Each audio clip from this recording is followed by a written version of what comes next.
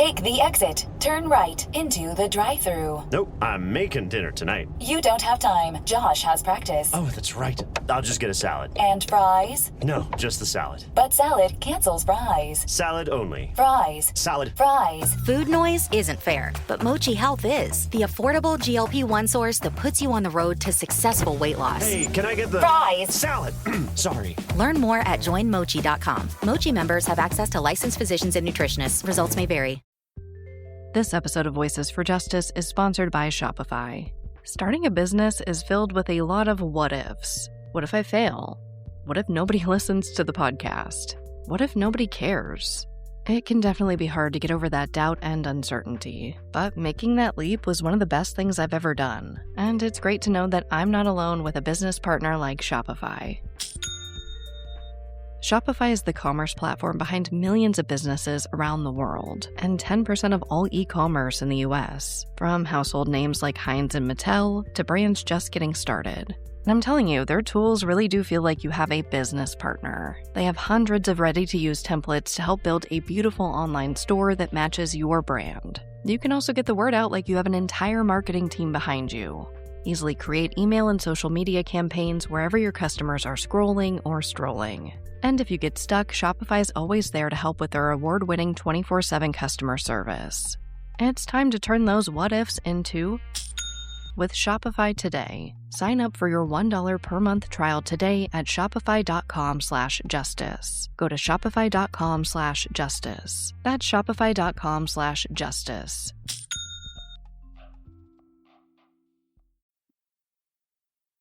Voices for Justice is a podcast that uses adult language and discusses sensitive and potentially triggering topics, including violence, abuse, and murder. This podcast may not be appropriate for younger audiences.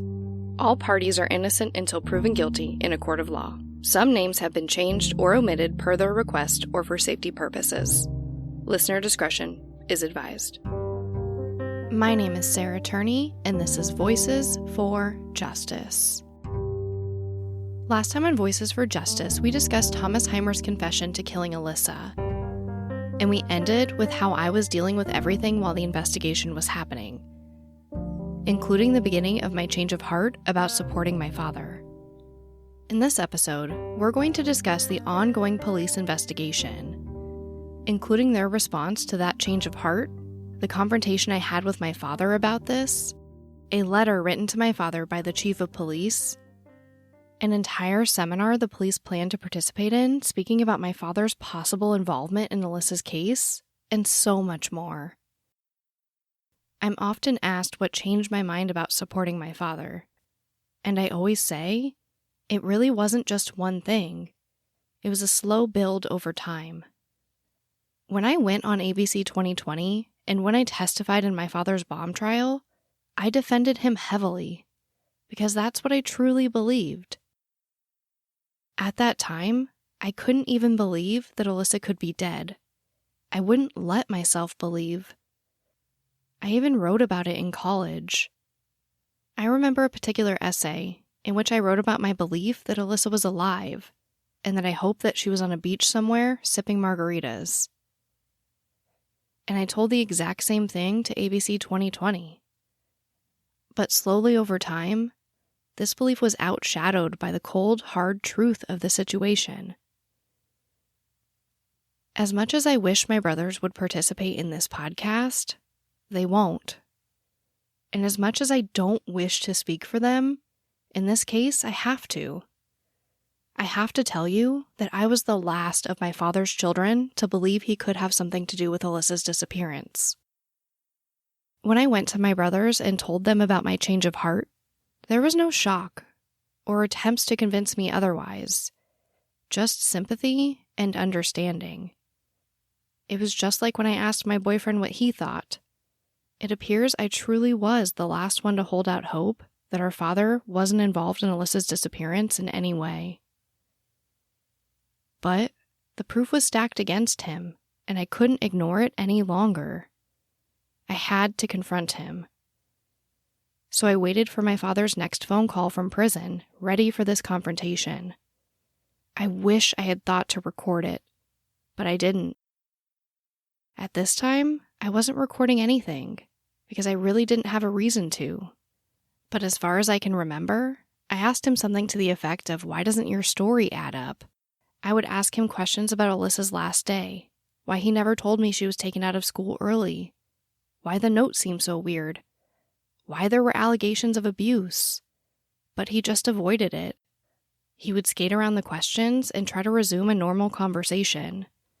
I don't know how many times I tried to get answers from him, but eventually I gave up. And our communication became a lot less frequent. Every time I spoke to him was painful, so I avoided it and eventually stopped helping him altogether. And shortly after my change of heart in 2012, I expressed my belief to the police that I was no longer completely certain that my father didn't have anything to do with Alyssa's disappearance. And I wrote an email to Detective Summershoe and Detective Anderson, stating, quote, I told my father I don't know what to believe, how to feel about him anymore, or what to think of the entire story. Too many holes. These types of confrontations have yielded nothing satisfactory. End quote. And after this, I actually became quite close with Detectives Summershoe and Anderson. We exchanged countless emails and phone calls about the case. We wished each other happy holidays, happy Thanksgiving, and they typically wished me the best on the anniversary of Alyssa's disappearance. I felt like I had a great relationship with them. At some point, after coming around and seeing the realities of Alyssa's case, I was told that my father would be arrested for Alyssa's murder upon his release from prison. It was explained to me that the reason they were hesitant to charge him while he was still in prison for the bomb charge was due to the fact that it was possible that he would be able to combine his bomb charge sentence with the sentence he may receive for Alyssa's murder, resulting in him ultimately serving less prison time. So in an effort to maximize his sentence, they were waiting for him to be released from prison to formally charge him. To be honest, I had mixed emotions about this. Of course, I wanted justice for Alissa. She deserves it. And I was willing to help in any way possible to obtain this justice for her. But it still hurt my heart to know that the man I once considered to be my hero, my best friend, and the person that I felt cared for me most in this world would be ripped away from me just like so many others had. But ultimately, I knew it was the right thing to do. The fact that my father could be a pedophile and murderer outshadowed any possible loyalty or love for him. It was as simple as that. It hurt greatly and continues to hurt my heart to this day. But Alissa deserves justice. This podcast was designed to be an open, honest conversation about Alyssa's case, and I try to ensure that I have full proof evidence for the majority of the items I present. However, at this time, like I said, I wasn't recording police conversations like I do now. I didn't feel I had a reason to. I trusted the Phoenix police and the detectives. In addition to not having audio of this conversation, I also can't find any emails explicitly describing or referring to it. But I wasn't the only one they told my father would be prosecuted for Alyssa's murder. Several people have come forward and stated they were told the same thing. And one witness that was extremely close to Alissa, that I have never named due to her extreme fear of my father, told me that when she was repeatedly asked to interview for police, they eased her fear by telling her that my father would never get out of prison. It was only then that she felt comfortable enough to come forward with her information. And honestly, my mind was put to ease also. I didn't understand and still don't fully understand the inner workings of the justice system. But the reasoning to wait seemed valid to me, and I really believed, and still do believe, that Detective Summershoe and Detective Anderson want my father to finally go to court to answer for Alyssa's disappearance. So I helped them in any way I could in an effort to further build the case. I sent them a variety of tips, leads, emails, contact form submissions, and everything under the sun that I thought could be helpful, including a map I found. In 2013, while cleaning out some boxes that sat on my back porch untouched for years after moving into my home, I found a map of California that wasn't taken by the police in the raid. The map contained notes written by my father, and certain locations were circled. My boyfriend Googled the longitude and latitude of these locations, and found that they appeared to be in the middle of nowhere. I freaked out and immediately offered the map to the detectives. I was still coping with the fact that my father could be responsible, and I didn't want to speculate in any capacity as to what that map meant. I wanted the professionals to handle it, so I mailed it to them as quickly as possible, and if I'm being honest, I tried not to think about it. And on June 3rd, 2013, Detective Anderson wrote me the following email, quote, "Sarah, I received the map yesterday afternoon. I'm looking over it now. Any memory of scouting trips to those areas marked in the map? Moreno Valley, Riverside, Gardenia, Torrance? Did you drive with him just the one time in the Mustang, or were there other trips? Your father spoke of driving through the ghetto.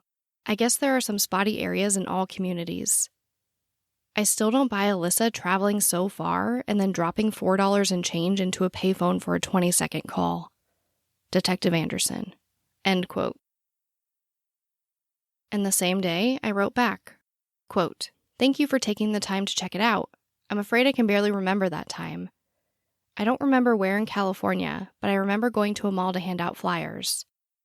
I also can't quite remember how many times we went. I want to say one time, but it could have been 2 times that I had gone with him. I remember he rented the car to drive to California, saying he had always wanted to drive on the coast in a convertible, and this was the reasoning for the rental. As far as locations, I think he picked Torrance because he thought one of my aunts had lived there, and Alissa could be hiding out there. And I remember him saying that he had to go alone into the barrio on other trips, but unfortunately, that's all I can recall. And as far as the phone call, I thought my father fought the phone company to get the phone records, and the call actually happened. I never bothered to look for myself, but I remember it was a huge battle for my father, and he was very upset because the records were not easier to obtain.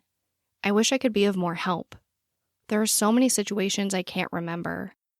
I don't know if I was too young and didn't fully comprehend it or just ignored it.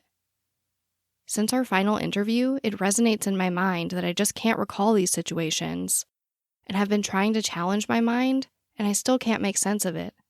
It's still all very confusing. I was the closest with my sister out of 5 siblings, and I still can't figure it out. But I thank you for still trying.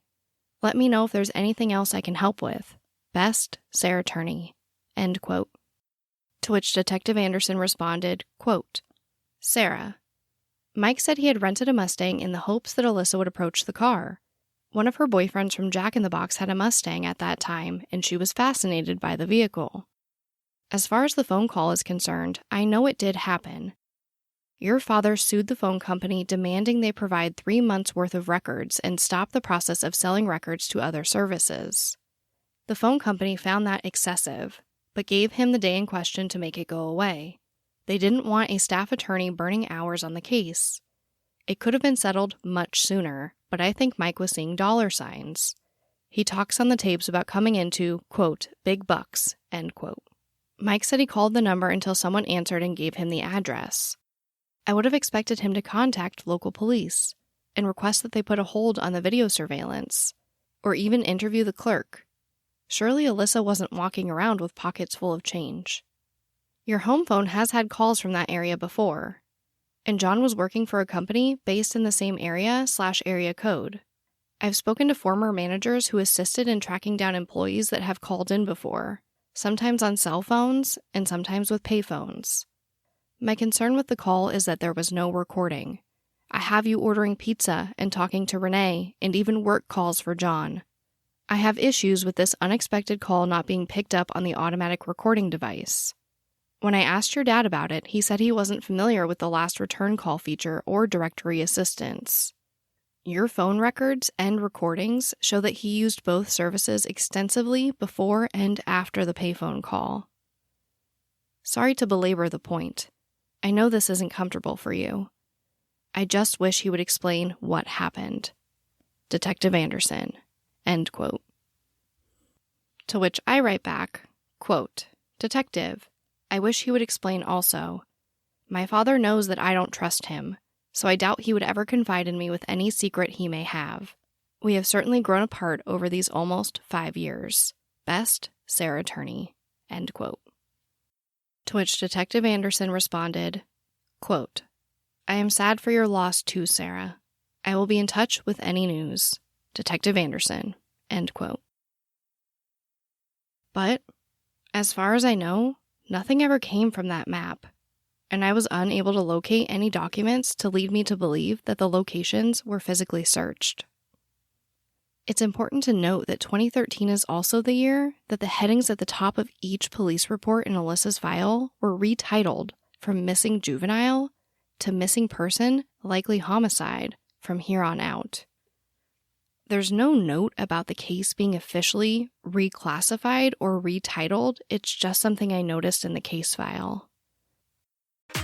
You know that thing where you get an amazing pair of shoes at a really great price and want to tell everyone about it?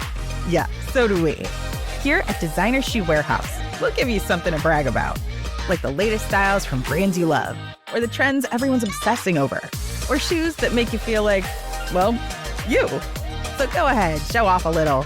Find shoes that get you at prices that get your budget. Head to your DSW store or DSW.com today. DSW, let us surprise you.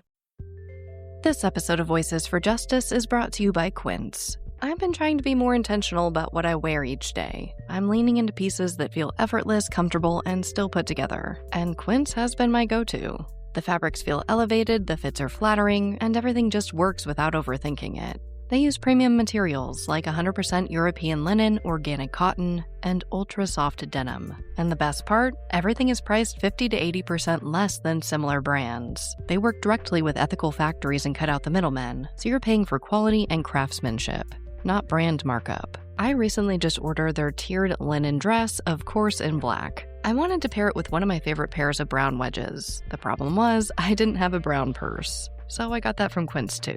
It's one of my favorite outfits. It's easy, effortless, and feels amazing, especially as we're getting a little bit warmer here in Phoenix. Refresh your everyday with luxury you'll actually use. Head to quince.com/justice for free shipping on your order and 365-day returns. Now available in Canada too. That's QUINCE.com/justice for free shipping and 365-day returns. Quince.com/justice.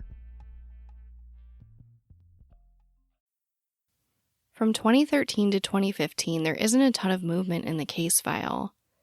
They were reviewing evidence, dealing with new leads and tips, but nothing of great note really happens until 2015. My father had enacted his right to remain silent when he was first arrested in 2008. But the police wanted to try again. So Detective Anderson writes my father the following letter on August 5th, 2015. Quote, Mr. Turney, I hope this letter finds you healthy and in better spirits. Detective Summershoe and I continue to investigate the disappearance of Alissa. We still believe you can offer information that will help to resolve Alissa's case and bring peace to her family. As before, we welcome the opportunity to speak with you about Alissa and the details surrounding her disappearance. We would hope that your time in custody has allowed you to reflect on this situation, and that you may now be in a better state of mind. This letter is an open invitation for you to respond and begin an honest dialogue about Alissa's disappearance. Kindly respond with your willingness to participate in this investigation. Your facility has access to email. You are welcome to add my information as a contact for messaging. Should you prefer an alternate means of communication, we may provide envelopes and stamps or arrange for an in-person visit and recorded interview. Regards, Detective W. Anderson. End quote. The police report also states that as of August 13th, 2015, there had been no response from my father to that letter. So, the Phoenix chief of police stepped in and also wrote my father a letter requesting an interview. The police report states, quote, Michael Turney has refused all attempts to be interviewed or assist in this investigation. This letter was an attempt to discern if his state of mind has changed in the years since his sentencing. The letter read, Dear Mr. Turney, the Phoenix Police Department is investigating a missing person, Alissa Turney. We are writing this letter to see if you are willing to sit down for an interview regarding Alissa Turney. As you know, 14 years have passed since Alissa's disappearance. You have made statements to others about having information about what happened to Alissa. The detectives would like to talk to you about this. Your family and many others have been dealing with Alissa's disappearance for over a decade. The detectives believe you have information that could resolve this case and bring resolution to your family. If you are willing to meet with Detective Stuart Summershoe and Detective Will Anderson of the Family Investigations Bureau, Missing and Unidentified Persons Unit, please advise the jail staff and the detectives will make arrangements to visit with you. Sincerely, Joseph G. Yonner, Police Chief." End quote. The report goes on to state that a copy of this letter was scanned and emailed to one of the prison staff, and it was requested that my father be contacted in person to show him this letter and to get his reaction. And that's exactly what happened. The next portion of the report reads, quote, "I spoke to Investigator Henry. He advised me that he met with Michael Turney in his cell on Friday. Turney expressed anger and hostility to myself and Detective Anderson. Investigator Henry characterized Turney as ranting and said he continued to speak discursively for almost a half hour. Turney said that he had received the letter and was composing a response. He stated he would be willing to meet with Detective Anderson and I, only if the interview was broadcast on live television, and both Detective Anderson and I were hooked up to polygraph machines during the interview. Turney also made statements that he was planning on killing himself when he was released because he had nothing left to live for. Investigator Henry said that he referred Turney to a psychologist because of these statements. Turney refused to cooperate in any way in furthering the investigation of his missing stepdaughter." End quote. And like the report reads, my father did eventually respond with his conditions to be interviewed, as well as his interpretation of how everything unfolded up to this point. His response reads, quote, "Chief Yonner, I will not give an interview, exchange mail, or meet in person with any PPD representative, especially Anderson and Summershoe, unless we are live on national TV. You have shown a total lack of integrity and honor. The time of seeking my cooperation has come and gone. Too much valuable evidence and too many investigative leads have been lost due to a botched investigation. Your staff turned my daughter Alissa's runaway/disappearance into a 3-ring circus MTV reality show, blatantly assassinating my character by making me your one and only suspect. The creator of the largest bomb factory in the history of Arizona? This media hype and ABC's primetime crime investigative detective reality show of Alissa's family left little doubt in the minds of the viewer that I was the only suspect in a, quote, stepfather molests and murders his stepdaughter, end quote, freak show. This took away any chance of a pre-trial detainee's rights to a level playing field and unbiased legal process. I've tried cooperating with the Phoenix PD since 2001, begging for help right up to the day Summershoe and Anderson filed for a perjured affidavit to search my home, a house Alissa never lived in, after I let them search her personal belongings, but refused to let them search my home without probable cause. Everything was recorded on videotape, including the raid. However, your officers conveniently destroyed the tape.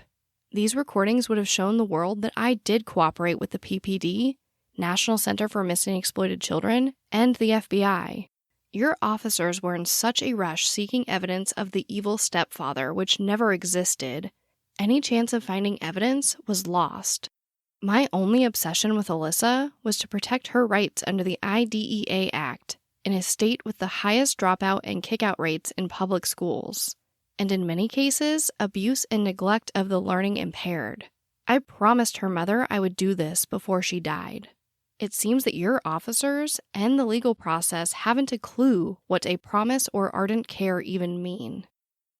I offered my DNA sample at your North Central office when I transported Alissa's brother John and youngest sister Sarah for their DNA test.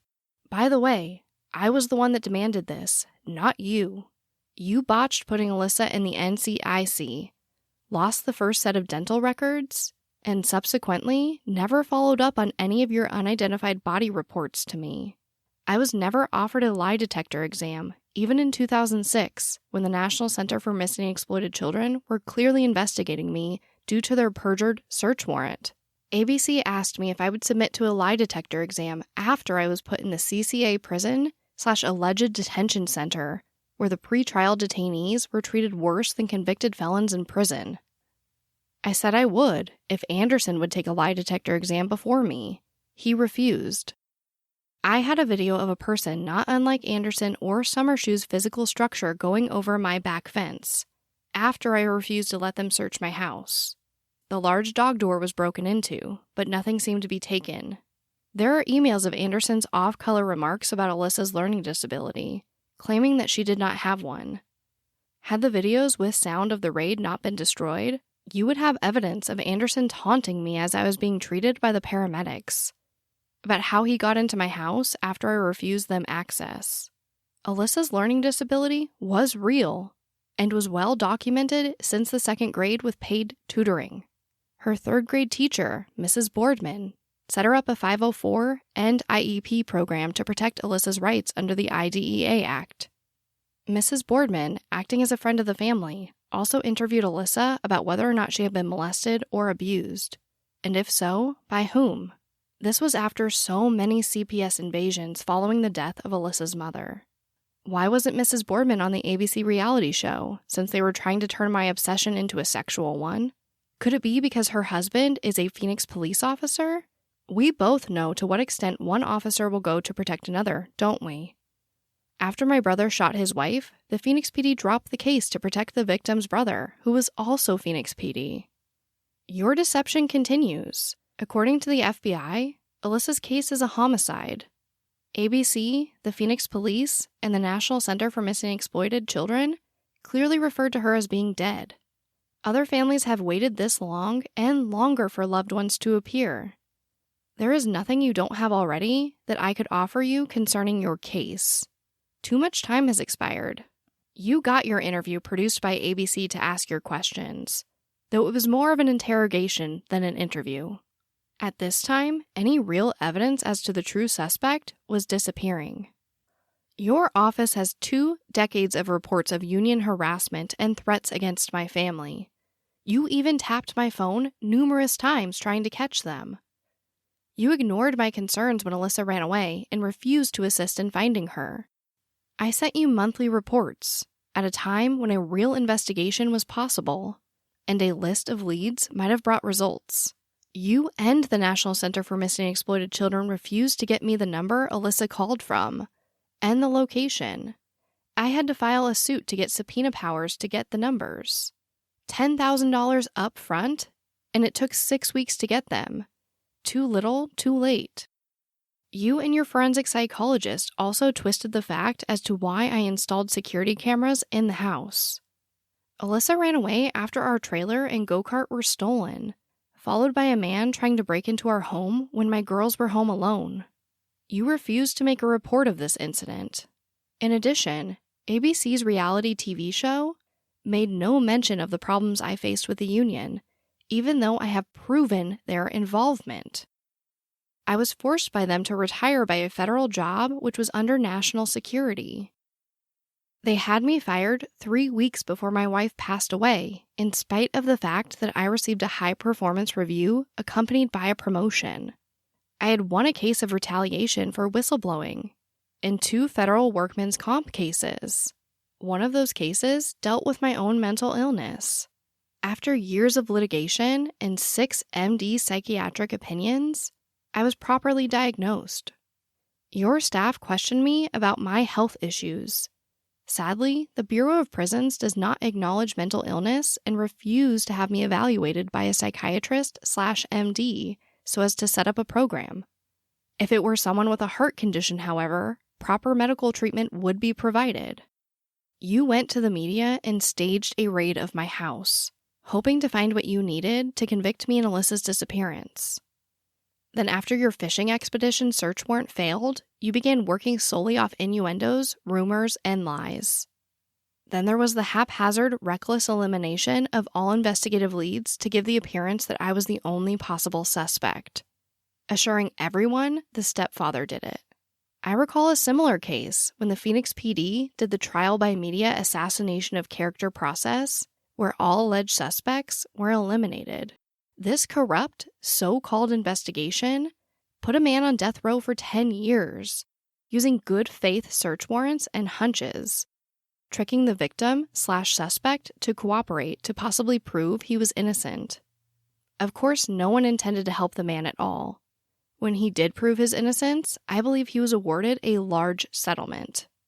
Of course, such cases are rare against police departments, even when the suspect is convicted on questionable evidence, or a complete total lack thereof altogether. What happened to constitutional rights? I'm sure your files are full of such cases. DNA testing proved you were wrong, and the real man who did the crime was not even considered a suspect. This brings me to the why. Why would the Phoenix Police Department, National Center for Missing and Exploited Children, and FBI need my recordings when they have their own? It would appear your raid was intended to gain evidence to show I had cooperated. Otherwise, why would a good investigator seek a search warrant before asking a potential suspect to take a lie detector exam? Why ask the court for DNA tests when the department already refused it? Let's look at another reason I might not cooperate. Deception has been used in the legal process by the public defender assigned to my case, under a premise of a 98% conviction rate. Everyone is considered guilty, and it is up to the pretrial detainee to prove otherwise. That is if he can survive the torturous Florence Detention Center, which is more of a prison than the one I'm in now. On my first meeting with my defender, he recommended a plea bargain without ever seeing one piece of evidence. He said it didn't matter if I had no memory of seeing plastic pipe bombs, and also because the judge assigned to me was pro-police. He admitted she was biased, but refused to file a petition to have her removed. He also refused to file an in-camera review of the evidence or motion to preserve the evidence you took illegally from my home. He also refused me a speedy trial motion, or to have someone investigate and prove how perjured and false the affidavit and search warrant was. Then after bail was denied, he refused me a bail hearing. Then I was sent to Washington for a mental competency evaluation that could have been done in Phoenix instead of Seattle to ensure a speedier trial. Therefore, I filed motions to remove this man as my defender and to preserve the evidence for appeal, in-camera evidence, and to stop the flight to Seattle without any anti-embolism stockings, which ended up causing very painful blood clots. I am very familiar with the pain of blood clots. I was diagnosed with bilateral massive pulmonary embolisms in 2004.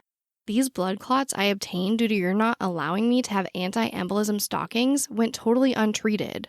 I was told to wait until I got to prison to get proper medical care. The judge then banned me from filing any more motions, stating that I had been provided with counsel, which, by the way, let me sit in prison 3 months before being sent to Seattle. So much for 70 days to trial. Upon return, the judge granted my motion to remove my public defender, but refused to remove him from the case, knowing I would not represent myself if she gave me another attorney. Although she was aware of my history with mental illness, she did not care if I could adequately handle my own defense against this deception, such as the bait-and-switch plea agreement. Shortly after I took control of the case, the prison put me in the hole. I was forced to go to the law library in chains and shackled from 9 p.m. to 3 a.m. The library had books that required me to stand on a plastic chair to reach the top shelves. I eventually fell, just as I had from the bus at Sally Port. This was due to the way that the prison handcuffs their detainees, with their hands twisted backwards, making it impossible to use the handrails. It was either this or accept the plea agreement. After the emergency room visit and my return to court, the judge showed her bias by mocking my fall. The enclosed plea agreement offer was lost, preventing me from showing it, which I was advised not to do by the advisory council. I stated this as a promise given by them. The prosecutor's letter stated that it was to provide certainty and finality for acceptance of responsibility. This was to lead to a recommended guideline sentence of 46 to 57 months. This range was not merely suggested. The advisory council guaranteed this would be recommended to the judge by the prosecutor, who was held in high esteem by the judge and was considered an honest man. Your office had the forensic psychologist bellow out after her testimony was concluded that I had molested my daughter. This was not solicited nor relevant, and the judge stated that she would not consider it. Then after my sentencing, the prosecutor changed his recommendation to 120 months, to which the judge agreed. The judge then banned me from being held in an Arizona facility, and I was sent 2,000 miles away. She also refused that I be recommended to a medical facility for my mental illness, stating that it wasn't working on the outside, so why should such treatment be provided in the inside of the Bureau of Prisons? After my promised sentence was more than doubled, your officers clapped and cheered. I saw the horror in the ashen-colored faces of Alissa's family. What an example of your professional staff.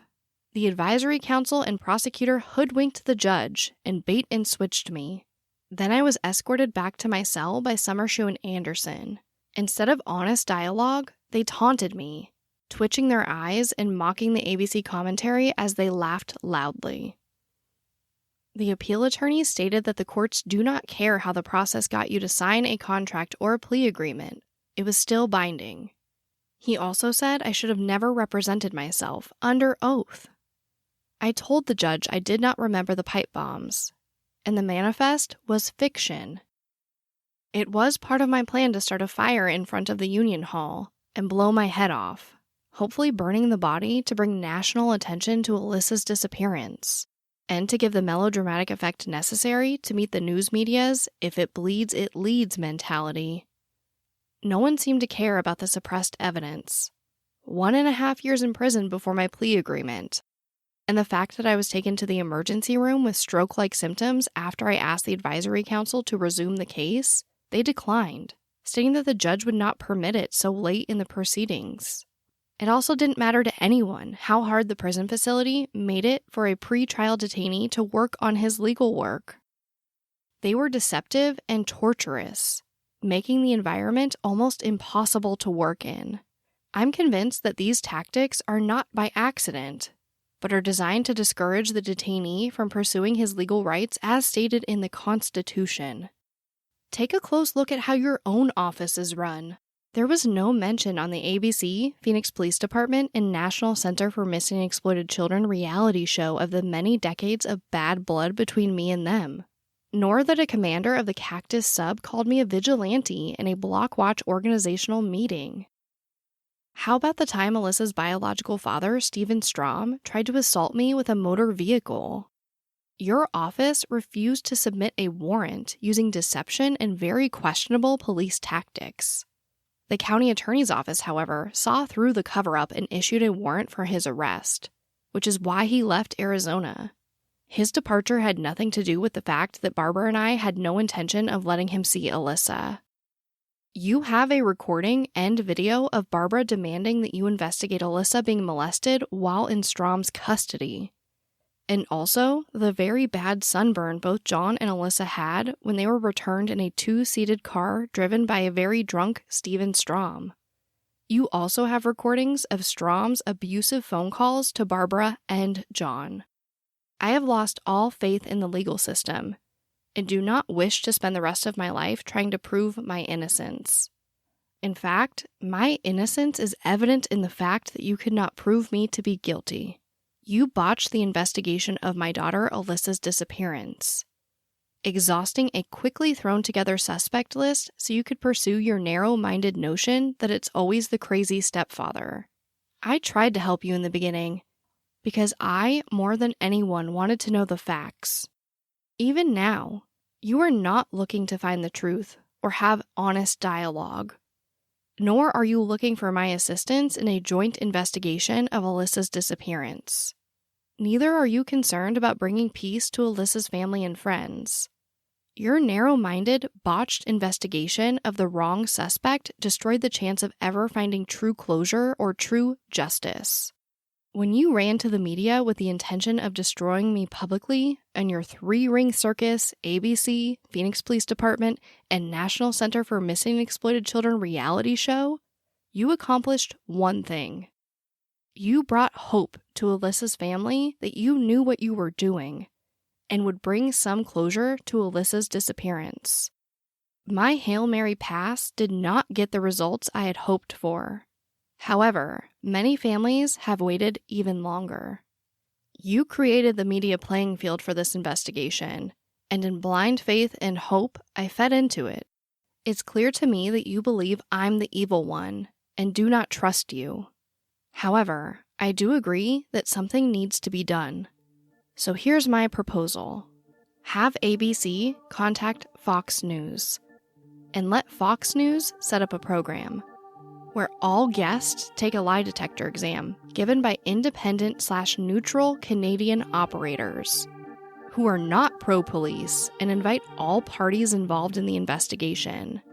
Most especially, bring Anderson and his twitchy-eyed sidekick, and also all of the leads that you dismissed, including ABC, Shanna Lindenberg, the National Center for Missing and Exploited Children, John Walsh, the prosecutor, ATF Agent Greer, the forensic psychologist, all of my family, Stephen Strom, and the judge. I will answer all of your questions after each of you have answered mine. After all, we all do want the truth, don't we?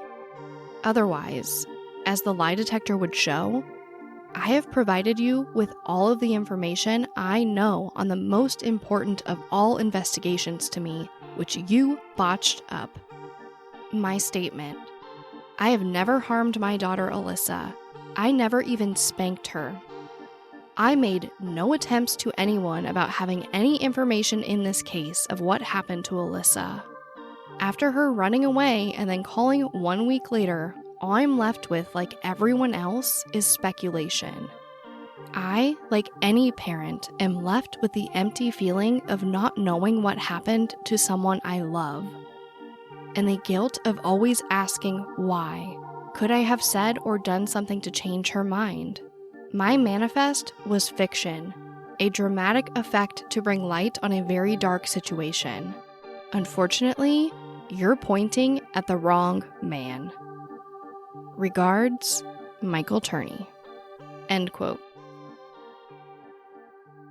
Although my father made it quite clear that he wouldn't interview under any conditions that were actually feasible to accommodate, the case was still moving forward. Insurance isn't one size fits all. That's why customers have enjoyed Progressive's Name Your Price tool for years now. With the Name Your Price tool, you tell them what you want to pay, and they'll show you options that fit your budget. So whether you're picking out your first policy or just looking for something that works better for you and your family, they make it easy to see your options. Visit Progressive.com. Find a rate that works for you with the Name Your Price tool. Progressive Casualty Insurance Company and Affiliates. Price and coverage match limited by state law. This episode of Voices for Justice is sponsored by Chewy. If you have pets, you probably know about Chewy, and you also know that when they say that they have everything you need to keep your pet happy and healthy, they're not messing around. To keep them happy, Chewy has over 100,000 products from all the brands my pets love at prices I love. To keep them healthy, Chewy offers pet prescriptions, pet insurance, telehealth vet visits, and they're even rolling out vet clinics across the country. I've been shopping with them for a very long time. And in addition to the auto-ship feature that gets the dog's food to them every single month, I also love to experiment with different treats. But I'm a bit picky. For me, it has to be high quality with simple ingredients. I recently picked up treats from Shepherd Boy Farms that are 100% just chicken breast. Popcorn and Heber are already obsessed. Chewy has everything you need to keep your pet happy and healthy. And right now, you can save $20 on your first order and get free shipping by going to chewpanions.chewy.com/Sarah E. Turney. That's chewpanions.chewy.com/Sarah E. Turney to save $20 on your first order with free shipping. chewpanions.chewy.com/Sarah E. Turney. Minimum purchase required. New customers only. Terms and conditions apply. See site for complete details. In September of 2015, I discovered that the University of Arizona College of Medicine in Phoenix actually planned to hold a seminar that December about Alissa. The seminar would feature Dr. Erin Nelson, an expert that participated in my father's bomb trial, and she would be joined by Detective Summershoe and Detective Anderson. The lecture was titled Mini Medical School 3.0, Forensic Psychology, Inside the Criminal Mind. The event details read, quote, "The Forensic Psychology Inside the Criminal Mind presentation will take the audience through a unique scientific experience. Forensic psychologist Dr. Aaron Nelson will be accompanied by detectives Stuart Summershoe and William Anderson of the Phoenix Police Department's Missing and Unidentified Persons Unit. Dr. Nelson will illustrate the interface of psychology/psychiatry and criminal investigation through the presentation of their collaboration on an ongoing missing persons case. Alissa Turney was reported as a runaway, having left her family home on the last day of her junior year. Alissa's stepfather, a former law enforcement officer himself, claimed that his wayward daughter had left a runaway note and was heading to California where she had maternal relatives. This 2001 report was handled as a typical runaway, with little, if any, concern. Alissa's case lingered until 2008, when a convicted murderer claimed responsibility for over 20 homicides and managed to pick Alissa out of a lineup as one of his victims. With new life, the case was revisited, and the family and friends of the missing teen were contacted again. What came of that investigation was unexpected, and the predator appears to have been much closer to Alissa." End quote. I was honestly so excited to see this case presented by professionals that I felt to be the most knowledgeable on the case. I knew it would be somewhat awful and heart-wrenching, but I also knew it would be extremely valuable for my understanding of what actually happened to Alissa. So I got my tickets, and soon there was actually a wait list to get into the event. The following is a chain of emails between me and the detectives. We discussed that seminar, as well as my father's letter. The first email is from Detective Anderson on September 24th, 2015.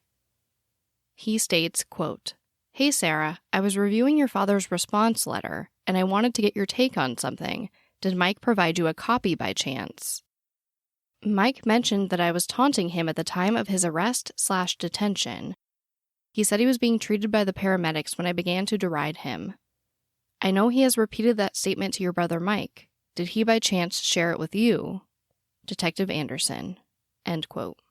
To which I responded about 30 minutes later, stating, quote, "Hey, Detective Anderson, no, I have not been provided a copy of the letter, and he never really said what he was putting into it. About the ambulance, I don't remember if he told me or not. I'm sure he probably ranted about it at some point, but I don't remember for sure. Sorry I couldn't be more helpful. Best, Sarah Turney." End quote. 6 minutes later, Detective Anderson responds, quote, "I understand. I just wanted to point out that Mike tells his sons that I was present and taunting him. But Summershoe and I were with you at the Family Advocacy Center. This is one of those lies that so deeply trouble us. Why does Mike try so hard to make us the bad guys? What other purpose could the lies serve than to deflect suspicion from him and advance his conspiracy theory/cover-up story? I don't mean to unload on you. I'm just venting with disappointment that Mike won't put an end to this. On another note, are you planning to attend the medical school conference? Detective William Anderson." End quote. I respond about an hour later. Quote, I had never thought about that, but I know that by the time I got to the house, he was gone. So I find it hard to believe that you guys could have gotten there faster than me, considering I left first. Feel free to unload. Of course, it still hurts a lot, but I'm ready for answers, and I'm ready to do whatever I need to find those answers. My father is close to getting out of prison, and I'm done with it eating me up inside. Whatever the truth is, I need to find it. I will most definitely be attending the medical seminar, as well as most likely one or two of my brothers. Is it common to do this type of seminar on an open case? Is the point of the seminar to help spread the word? Are you looking for help analyzing the case by the attendees? Or was this just a subject chosen as a learning tool for students? I'm curious about the intention of the seminar. I've seen these types of seminars in the past. It always appeared to be on like Zodiac Killer or Jack the Ripper. Best, Sarah Turney. End quote. And about 30 minutes later, Detective Anderson responds, quote, "I've never done a seminar before in this context. Summershoe and I offer case analysis and training to other law enforcement agencies, but we don't court civilian audiences. The ABC Primetime Crime thing only aired because your father spoke to them on camera, and we hoped some good would come of the exposure for Alissa's case. This seminar is hosted by the U of A College of Medicine and is not a police event. Our part is to answer any technical questions or details about interactions with Mike.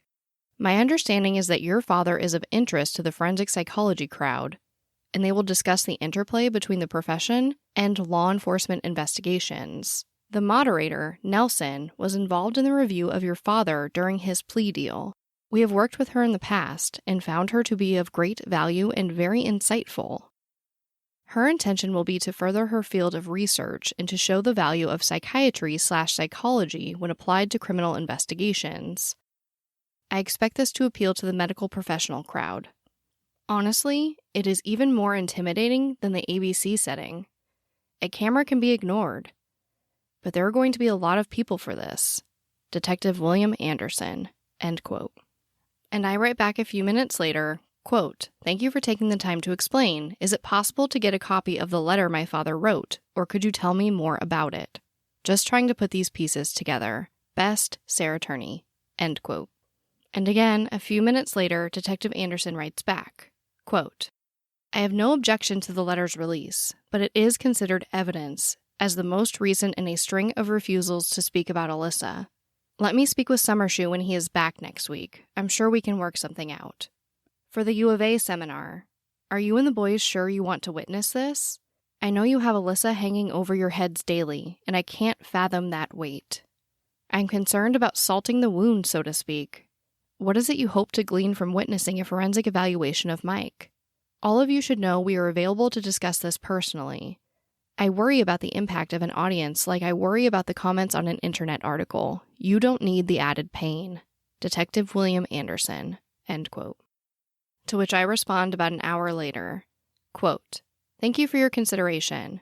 I appreciate your care for our feelings. Please know that no comment or rehashing of all of this could hurt more than the absence of Alissa does. Anything that provides more exposure to her case is positive in my mind, and I will fight until I get answers for her. I will most definitely be at the seminar.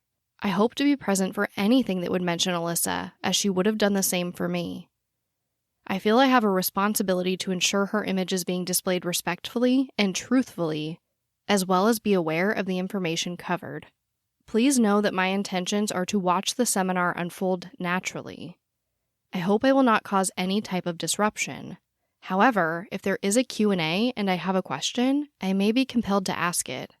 Please know that I would rather be bombarded with evidence, open old wounds, be yelled at, taunted, or harassed by the public rather than avoid it. I'm ready to face this head on and take on whatever truths are out there. Any type of truth feels a whole lot better than not knowing. Best, Sarah Turney," end quote. I then forward Detective Anderson a link to John Lorden's coverage of Alissa's case. John Lorden is a YouTuber who makes a lot of great videos, and he's the first person to create any type of independent content about Alissa. We spent hours hashing out the details that I could remember of Alissa's disappearance, and I was excited to share it with Detective Anderson. So I wrote, quote, "I just wanted to let you know that I've asked for help from a gentleman who makes YouTube videos on strange cases, and he made some videos. It has been very therapeutic and helped me make sense of the plethora of information out there. Best, Sarah Turney," end quote. To which Detective Anderson replies, quote, "Interesting. Thank you for sharing this. I watched all 3 back to back. I have to restrain myself from commenting or clarifying details. Who from the family do you expect to be in attendance at the U of A forum? Detective William Anderson," end quote. To which I respond, quote, "Of course, I just wanted you to know what's out there. I expect Mike and myself to be there. James may come, but he hasn't let me know. Best, Sarah Turney," end quote. But then, I got an email stating that the seminar about Alissa was going to be rescheduled for May of 2016. So I went back to the detectives to ask what happened. This email is dated for December 6th of 2015. Quote, "Hi guys, just curious as to why the seminar was moved. Any updates? Hope you both are having a nice holiday season. Thank you for all that you do. Best, Sarah Turney," end quote. The next morning, I received a response from Detective Stuart Summershoe. Quote, "Hey, Sarah. James had some concerns about the lecture, and after consideration, we decided to cancel it. We are always trying to bring attention to Alyssa's case, and will continue to do so. However, we felt the lecture format probably isn't the best way to do that. Hope you have a safe and happy holidays. Stuart Summershoe, Detective." End quote. I was upset, and I was sad. I wanted to see this lecture. I wanted these experts to lay out what happened so I could make sense of it. I didn't understand why my brother James didn't feel the same way. But there was nothing I could do, so I dropped it. But a friend of Alyssa's didn't. The lecture had been rescheduled for May with a different event description. So this friend, who doesn't wish to be named, wrote to the event organizer to ask if they still planned on discussing Alyssa's case. And this is the reply she received. Quote, "Many thanks for your note. Dr. Aaron Nelson will not be discussing the Alissa Turney case. There are recent developments in the case that Dr. Nelson and the Phoenix PD are not able to discuss at this time. Dr. Nelson will be sharing other case files and studies at the event. Please let me know if I can answer any additional questions for you. Have a great afternoon, Allison." End quote. So, I went back to the detectives to ask for clarification as to the reason for cancellation and to inquire about these new developments. On May 3rd, 2016, I wrote the following email. Quote, "Hi guys. I was forwarded over this email from U of A. Just wanted to ask about the new developments. Please let me know when you have a moment. Thanks. Best, Sarah Turney." End quote. The next morning, I received the following response from Detective Summershoe. Quote, "Hey, Sarah. Sounds like the University of Arizona director might have been making some assumptions. We decided not to discuss Alyssa's case for a number of reasons, but primary among those was that it is still an open, ongoing investigation. There are no recent developments that prompted the cancellation. Detective Anderson and I would definitely advise you of any major developments in the case. Take care, Stuart Summershoe, Detective." End quote. To which I respond a few hours later. Quote, "Thank you for getting back to me. I don't mean to pester, but Dr. Nelson stated, quote, 'Some developments occurred that made it so we couldn't talk about it.' End quote. Referring to the case. Just extremely confusing. If they aren't recent developments, may I ask what developments they are? I'm just trying to get a better grasp of where the case is at. Thank you again for your time. Best, Sarah Turney." End quote. To which Detective Summershoe responded, quote, "Hey Sarah, there is nothing new to report on the case. If something does develop, rest assured that Detective Anderson or I will let you know. Take care, Stuart Summershoe, Detective." End quote. So, was the seminar canceled because of my brother's concerns? Or because Alyssa's case was still open? Maybe it was a combination of the both. However, I do want to point out that the original description of the event stated that it was an ongoing investigation. Despite this upset, I proceeded to continue to ask the police questions to further my understanding of the case and offer any assistance I could. On May 11th, 2016, I wrote the following email. Quote, "Quick question. Are there any cell phone pings from Alyssa's or my dad's phone from the day she disappeared? Or pings from my dad's phone for a few days after? Best, Sarah Turney." End quote. A few hours later, I received the following response from Detective Anderson. Quote, "Hello, Sarah. The initial report was that Alissa had run away, leaving behind her phone. No location information for the cell phone left behind were obtained. In regards to your father, there was no suspicion of his involvement at that time. Detective William Anderson." End quote. To which I respond, quote, "Thank you. What about the note? Was it ever tested for fingerprints? Best, Sarah Turney." End quote. To which Detective Anderson responded, quote, "No forensic test of the note due to time passed and multiple handlers. I have never doubted that Alissa wrote that note. What I question is the timing. I believe Mike had Alissa write the note following an argument in a telephone conversation with your aunt. The details of the note fit that event more than what happened on her last day. Detective William Anderson." End quote. A few months went by, and on August 2nd, 2016, I received the following email from Detective Anderson. Quote, Sarah, as of Monday, August 1st, 2016, I am no longer a detective with the Missing and Unidentified Persons Unit. Detective Summershoe will remain as your point of contact. Detective William Anderson. End quote. What they did to your family, you're lucky to make it out alive. Streaming on Peacock. These men are going to come after me. Taking them out is my only chance. Put a bullet in her head. From the co-creator of Ozark. Looks like a family was running drugs. Execution-style killing, it's rare for the Keys. Any leads on who they might have been running for? The cartel killed my family. I'm gonna kill them. All of them. MIA. Streaming now. Only on Peacock. Hey, sweetie, your mother showed me this Carvana thing for selling the car. I'm gonna give it a try. Wish me luck. Me again. I put in the license plate. It gave me an offer. Unbelievable. Okay, I accepted the offer. They're picking it up Tuesday from the driveway. I haven't even left my chair. It's done. The car's gone. I'm holding a check. Anyway, Carvana, give it a whirl. Love ya. So good, you'll want to leave a voicemail about it. Sell your car today on Carvana. Pickup fees may apply. Although the investigation seemed to be dwindling at this point, Detective Summershoe appeared to press on in Alyssa's case. While obtaining records for a different case at one of the high schools Alissa attended, he asked the staff if they remembered Alissa, and they did. But they stated that they remembered our father much more, stating that he was, quote, scary, demanding, and inappropriate, end quote, and treated Alissa more like a wife than a daughter, and would always ask if she was seeing any boys. In February of 2017, I found a VHS tape among the home videos released to me by the police. It was labeled May 27th, 2001, H&H Concrete Slabs. This date is just 10 days after Alissa disappeared. But when I played the tape, whatever was on it had been taped over by a movie. So I contacted Detective Summershoe to inform him of what I found. And this was his response.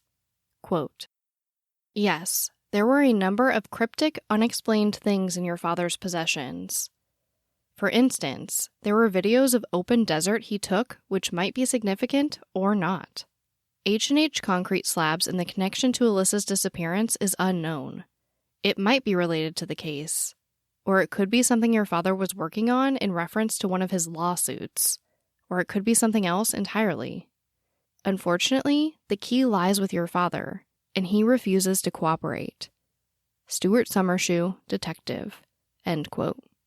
To which I respond, quote, hi, Detective. I understand that my father is the key to this case. Is there anything I can do to elicit some type of confession? Wire me up. Make me say whatever you want.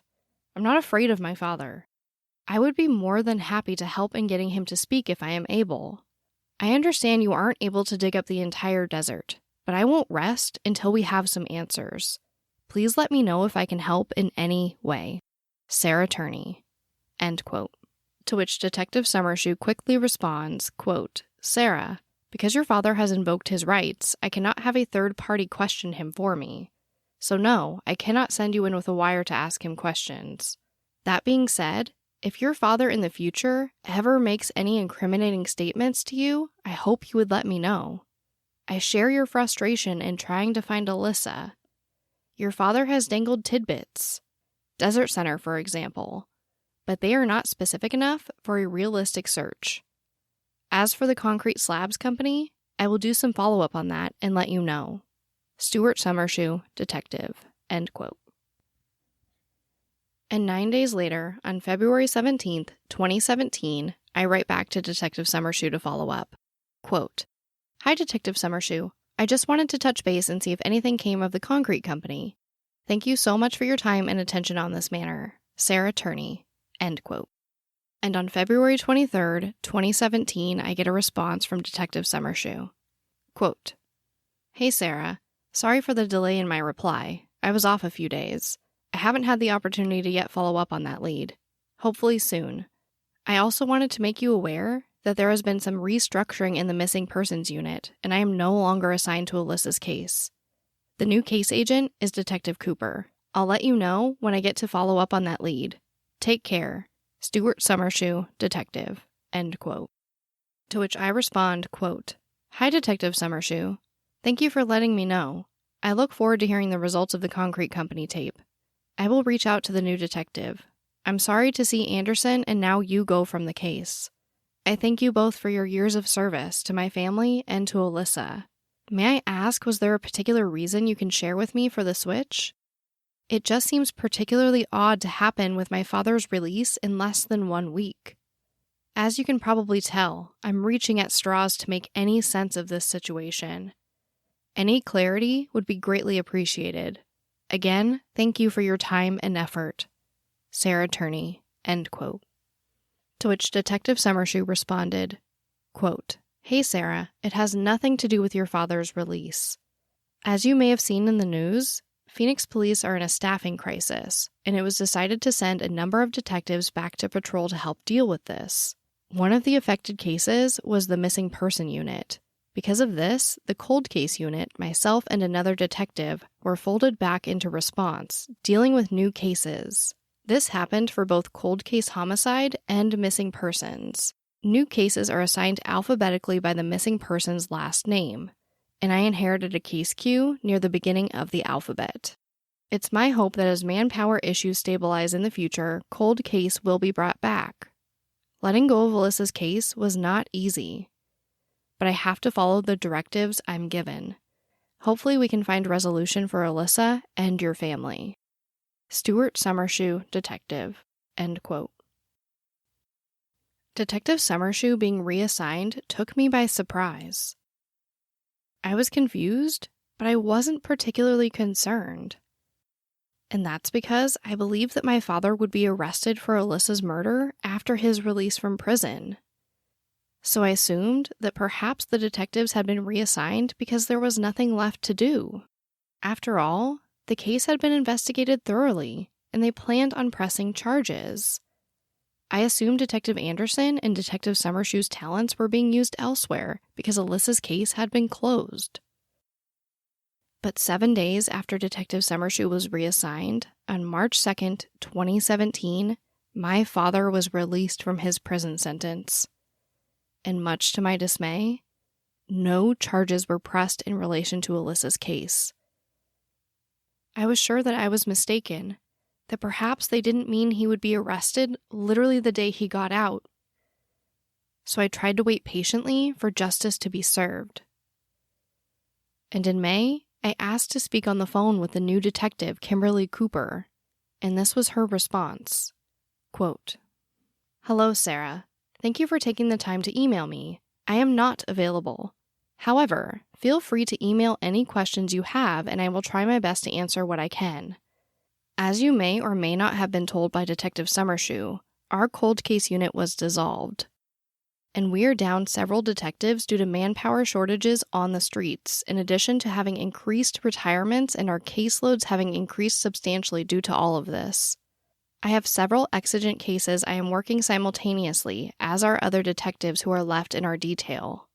When I have information to share in reference to Alyssa's cold case, I will be sure to let you know, but right now I do not. Again, please feel free to email me any information you feel is helpful.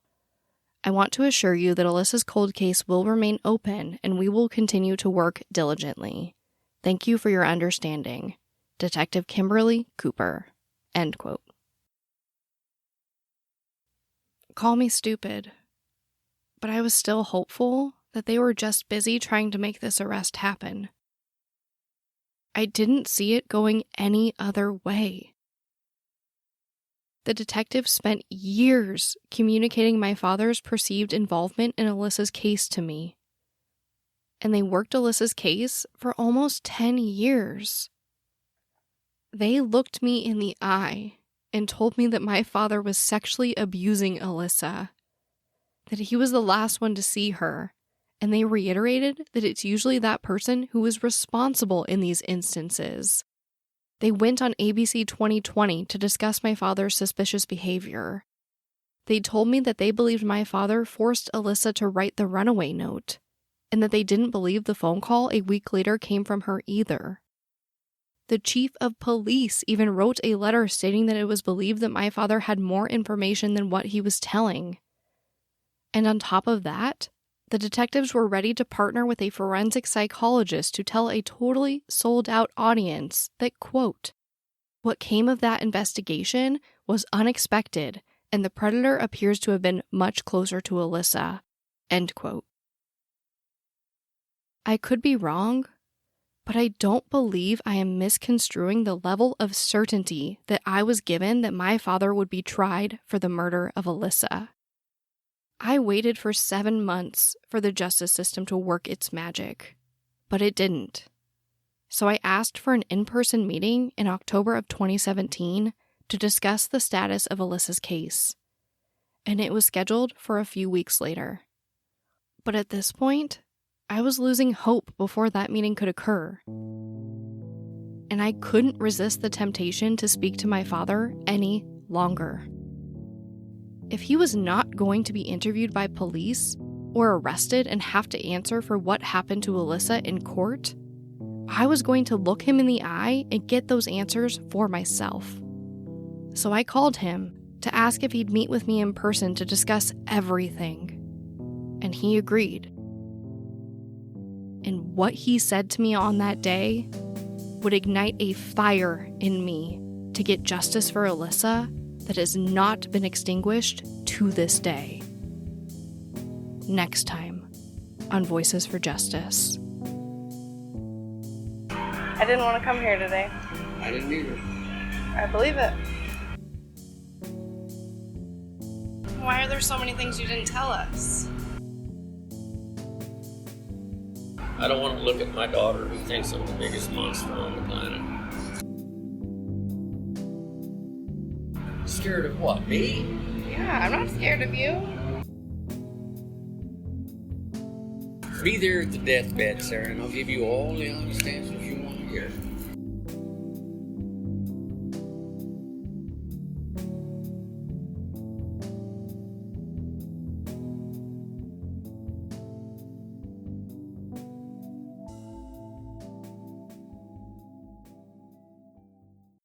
Hi, Sarah. My name is Brittany. I actually have 2 questions. When or if justice is served, what do you plan on doing afterward? And have you considered or have you had a private investigator? Hi, Brittany. Thank you so much for your question. After I get justice for Alissa, I want to continue the podcast and help other people achieve their dreams of getting justice. Whether that be a missing person, wrongful conviction, wrongful death, I just want to help other people right some type of wrong and get their own justice. And no, I've never hired a private investigator. I would consider it. However, I truly do believe that one of the greatest detriments in Alissa's case was the fact that so much evidence was lost before the police began investigating. And I wouldn't think a private investigator could recover anything the police couldn't from those years. But I get this suggestion a lot, and I think it's something I'm willing to consider if I thought it could be of any help to the investigation, or even just to clarify why some of these things even happened.